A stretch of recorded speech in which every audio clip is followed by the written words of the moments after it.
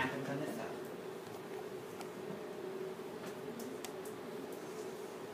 Okay? So you have a right and left eye. Okay? And here's one cranial nerve, 1, 2. Okay?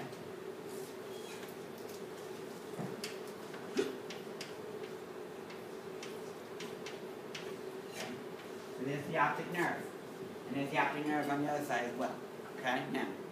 Does it make a difference, or is it just to recognize the inside and the outside? Well, the lateral and medial matters, because when it gets to, that's how the brain knows. It can localize stuff. Okay, but after here, I'm just going to use one color, and it'll be standard on every view. Okay. Now, what happens is, you know about the Sella-Turcica, right? Yeah. Right? You know about the optic foramen. Yeah. You know about the Sella-Turcica, right? Yeah. Okay, so now those two landmarks are very, very important. Because the optic nerve is going to go through the optic foramen, right? And then it's inside the skull now. Now what happens is, as it gets inside the skull, what happens is these nasal portions tend to go to the opposite side. They cross over. And this portion tends to cross over to the opposite side. Okay? Now, and then the temporal portion stays where it is, and the temporal portion stays where it is. Now, okay, so now this cross point is called the optic chiasm.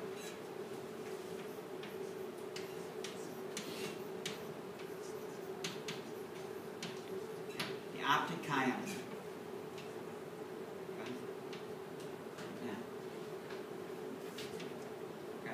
The optic chiasm. Chiasm means crossing. Okay, now. Where is this? Right in front of the pituitary gland. You know where the pituitary gland is, right? It's hanging down from the hypothalamus. Yeah. You have the infundibulum, and then the pituitary gland is sitting in the Sella-Turcica. Correct? Mm-hmm. So now what happens is, right in front of that, it crosses. Okay?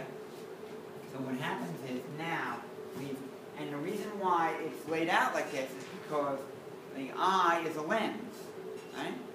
So when you look through a lens, you know it makes everything inverted and backwards, right? It flips it all over. So the first crossing at the chiasm takes the thing and flips it right to left to make it straight. Okay? And that's why it crosses like that. Now after this, you can just designate it as 1 and 2. Now, there's a right and left. So now what happens from the optic chiasm, now it goes back, and this is called the optic tract. After this is the optic nerve, okay? Cranial nerve 2, and you have the optic chiasm. After it crosses, it's called the optic tract. Now, the optic tracts, they go to a very special spot in the thalamus, okay? And it's a very special spot in the thalamus. Okay? So here's the thalamus. You have 1, 2, right? There's the right and left thalamus, right? There's 2 thalami, right? Right and left, and they're connected with a little bridge, right? Now, here's how it works. This optic tract is going to go over to the side of the thalamus. Posterior, lateral, basically to the back. Okay? On both sides. Okay? Now, what happens is, this area right here, where it attaches to the thalamus, is called the lateral geniculate nucleus, or the LGN. So here's the LGN right here. Okay? So the LGN, the lateral geniculate nucleus, okay, is where information for sight, so special sensory pathway where the information for sight will go to sound, right? Now, along the way, this information is going to the hypothalamus and all these other areas, but we're showing you the primary processing of light, which gives us a sense of form and distance and all the things we use our vision for, volition, right? There's all sorts of other stuff, how we know, like time of day and season and all that. But we're not going to worry about that right now. The hypothalamus goes to the LGN, lateral geniculate nucleus. Now, after the LGN, this tract now is going to go back to the occipital lobe. Okay? Okay? And you have the occipital lobe here and here. Okay? Now this occipital lobe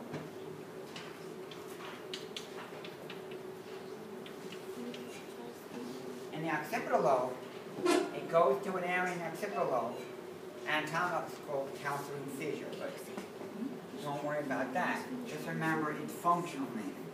Primary visual cortex. Okay? Primary visual cortex. Okay?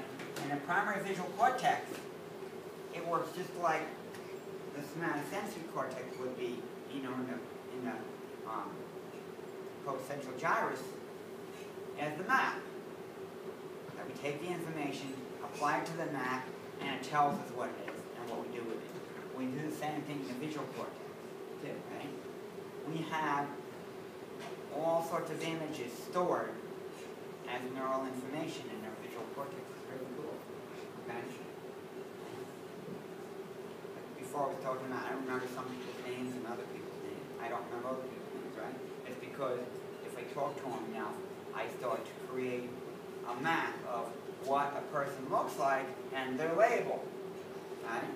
And then also, we like to associate things. Like I was telling Anthony, it's like, it's easy to remember his name because it's my son and my brother are Anthony, right?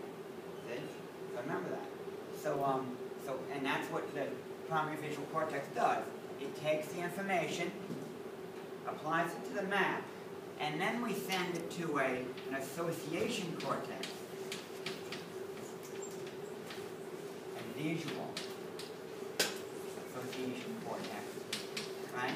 There's several of them in the occipital lobe that tells us, now we start to learn what that or who that object is. They have a label and they have a context, right? Okay? And that's the visual cortex. Okay? I like all my students here. Okay? Now, you ever meet someone, and it's an interesting thing, you ever meet someone out of context and you're not really sure, can't really have to think about who they are? Yeah. Like if I see one of you guys like in a mall or at something, you know, or at like, you know, the racetrack or something, right? I would kind of I would recognize your face, but it would take me a few minutes to figure out who you were. I'm saying, and then if I knew your name, then I would remember. But a lot of times I just remember faces. Like, fun thing is, like, classic example is I had a student. She went to radiology school. And a long time ago, like 5, 6, 8 years ago, she became a radiology tech, right? And she got a job working for my friend who I grew up with, who's now a physician, okay, John. So she gets a job working for my friend, Dr. John Rosar. My wife goes to John Rosar for something, right? She gets an x-ray, she had pneumonia or something. Gets an x-ray. She's like, oh, I know your husband. He was my teacher. Right? And my wife's like, what? You know? So then I went for like a checkup or something. She said, oh, hi, Dr. Elton, how are you? I can't remember anybody. And then she explained to me who she was. Right? And it's like the funniest thing, right? know what I'm saying? 'Cause like my student from 5 or 6 years ago, right, shows up working for, and this guy is like one of my closest childhood friends. We went to college and high school and grammar school together. And then he went to medical school and then I went to teach. You know, it's pretty fun. So, that's the kind of stuff. And unless you have the constant drive and the association with that object, you forget what it is. You ever not go someplace for a long time and you have to like figure out how to get there? Same thing. Okay? And that's how the brain works. So we have the steps here.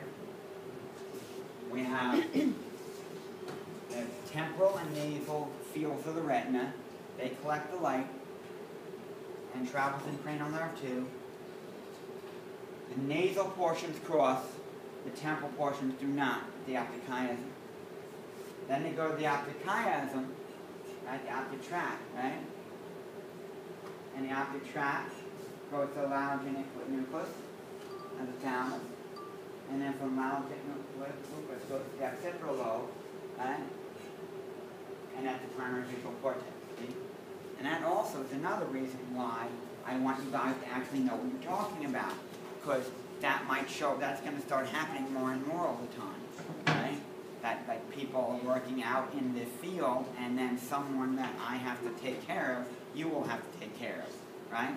So if my 84-year-old mother shows up and she's in diabetic crisis and you don't know what you're doing and you kill her, I'm going to have to hunt you down. You see? Right? You know what I'm saying? Right? So you better know what you're talking about. That's why you got to study as hard as you can and learn as much as you can. So you can actually be useful. That's what people don't understand. That's why there's like half the people are gone from this class.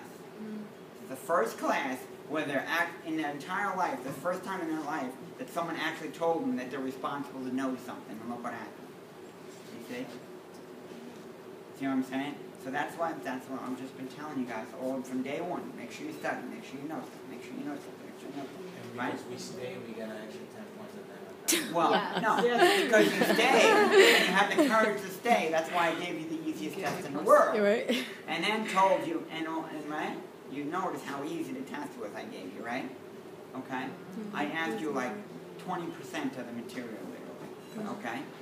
And the reason why I did that is to give people a chance to get some points when, you know, you've been having, you know, it's been a very difficult semester with the storms and all the vacations and the storms and all the stuff, and you know, okay. Like I'm telling you, it's big problems. Okay, I called the plumber to get work done on my house. He goes,